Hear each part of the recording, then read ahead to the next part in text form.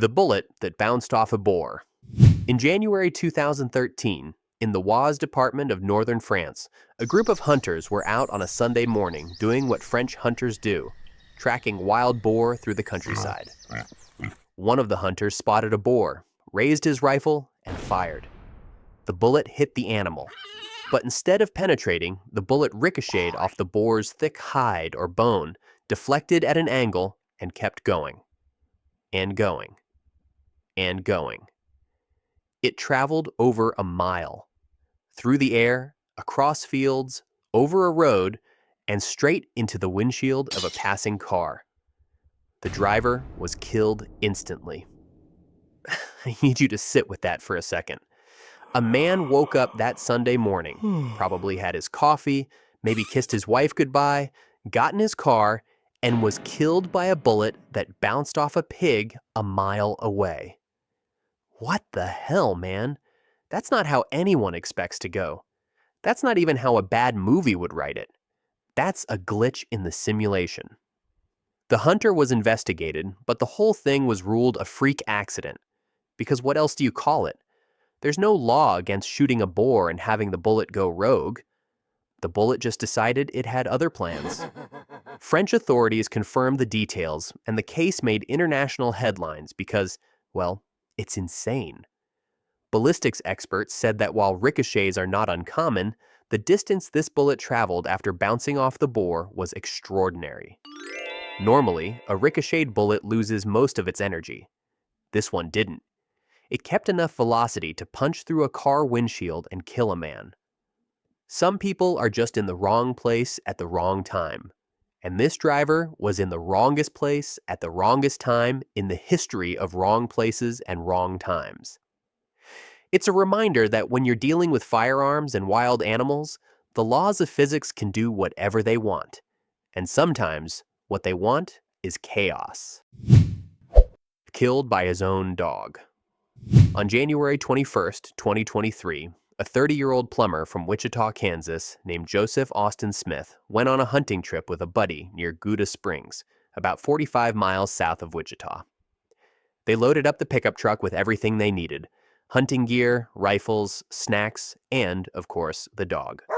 Because what's a hunting trip without a good dog? Joseph was sitting in the passenger seat. His friend was driving. In the back seat were the rifles and the dog. At around 9:40 in the morning, the dog got excited, started moving around, pawing at things, and then it stepped on the trigger of the rifle. The gun went off. The bullet went straight through the back of the passenger seat and hit Joseph in the back. Just like that. He was killed right there, on a country road, in the passenger seat of his buddy's truck, shot by his own dog. I know I shouldn't laugh, but come on. The dog shot him. The fucking dog. His loyal companion, his hunting partner, his best friend, shot him in the back. The Sumner County Sheriff's Office confirmed the story. No foul play, no criminal charges. Just a dog, a rifle, and the worst possible combination of paws and triggers. Joseph's family remembered him as a very funny, loving goofball. A GoFundMe was set up to help with funeral costs. You know what kills me about this story? It's the safety lesson. Every gun safety course in America teaches you, never leave a loaded weapon unattended, always engage the safety, and never point a gun at something you don't intend to shoot. Nobody ever says, and keep the dog away from the trigger. Asher Watkins. Asher Watkins was a 52-year-old millionaire ranch realtor from Dallas, Texas. He'd made his fortune buying and selling ranches, and he spent his free time doing what a lot of wealthy Texans do: trophy hunting.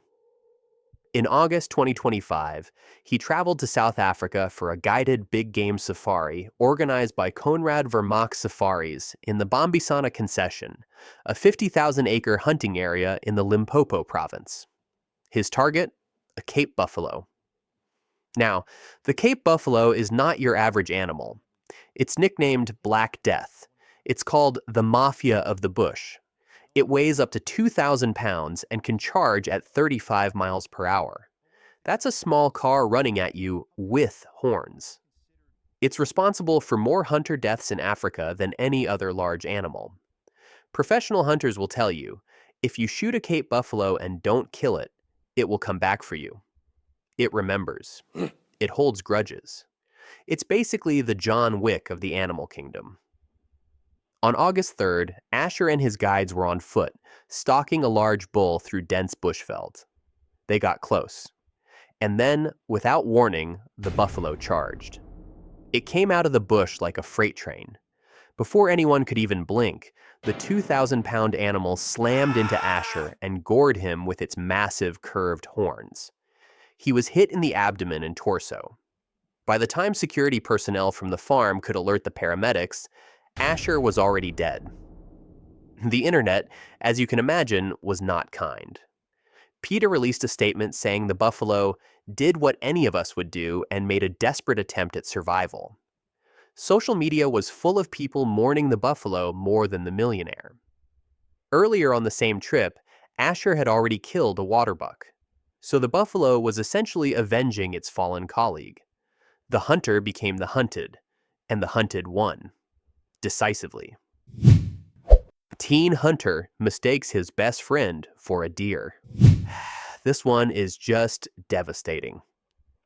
On December 2nd, 2016, in Charlotte County, Virginia, two teenage boys went out hunting together. Hello. They were best friends, a 17-year-old and a 16-year-old, doing what boys in rural Virginia do on a Friday afternoon, sitting in the woods with rifles, waiting for deer. It was late in the day. The light was fading. The shadows were getting longer. And that's when it happened. The 17-year-old saw movement in the trees, a shape, something that, in the dim light, looked like a deer. He raised his rifle, aimed, and fired. It wasn't a deer. It was his best friend. The 16-year-old was pronounced dead at the scene. The Virginia Department of Game and Inland Fisheries investigated and ruled it a tragic accident, a case of mistaken identity in the worst possible way. No charges were filed, because it was an accident, a horrible, irreversible accident. But imagine being that 17-year-old. Imagine the moment you realize what you've done. Imagine living with that for the rest of your life, every single day, knowing that you killed your best friend because you didn't wait, because you didn't look closely enough, because the light was bad and you were too eager. This kind of thing happens more often than you'd think. Every hunting season, there are reports of hunters accidentally shooting other hunters, hikers, or bystanders. The rule is simple. You have to be 100% sure of your target before you pull the trigger. 100%. Not 99. Not pretty sure. Because once that bullet leaves the barrel, you can't take it back. And in this case, a split-second decision destroyed two families, the one that lost a son and the one whose son has to live with what he did. Hari Krishnan. In June 2025, in the Vellore district of Tamil Nadu, India, a middle-aged man named Hari Krishnan went hunting with a country-made gun. Now, a country-made gun in India is basically a homemade firearm. It's not a precision instrument. It's not a Remington. It's a pipe with a trigger mechanism that someone welded together in a shed. These things are wildly unpredictable. They misfire, they jam, and they don't exactly shoot straight. But they're cheap, and in rural India, they're common. Hari was near the village of Pernampet when he spotted an animal and fired. The bullet hit something hard, a rock, a tree trunk, nobody knows for sure, and ricocheted. It came straight back at him. The bullet struck Hari in the chest. He died from the wound. I mean, you shoot a gun and the bullet comes back and kills you? Are you serious? That's not a hunting accident. That's karma with a tracking device. That's the universe saying, return to sender.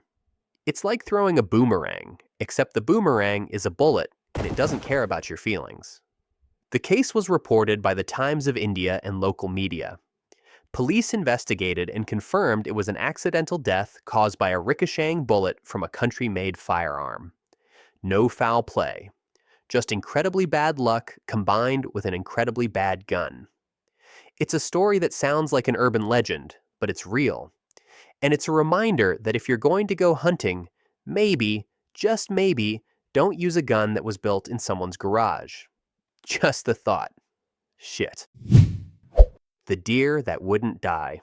This last one is a ghost story, a horror movie, and a hunting trip all rolled into one. On October 22, 2019, a 66-year-old experienced hunter named Thomas Alexander was out in the woods near Yellville, Arkansas. Thomas had lived in Yellville for over 20 years. He was no amateur. He knew these woods. He knew how to hunt. He shot a deer, a clean shot, or so he thought. He called his nephew and told him to come help field dress the animal. Then he walked up to the deer to inspect his kill. The deer wasn't dead. It was stunned. And when Thomas got close, it got up. And it attacked. The deer gored him repeatedly with its antlers, stabbing him with multiple puncture wounds across his body. When his nephew finally found him, Thomas was still alive. He was alert.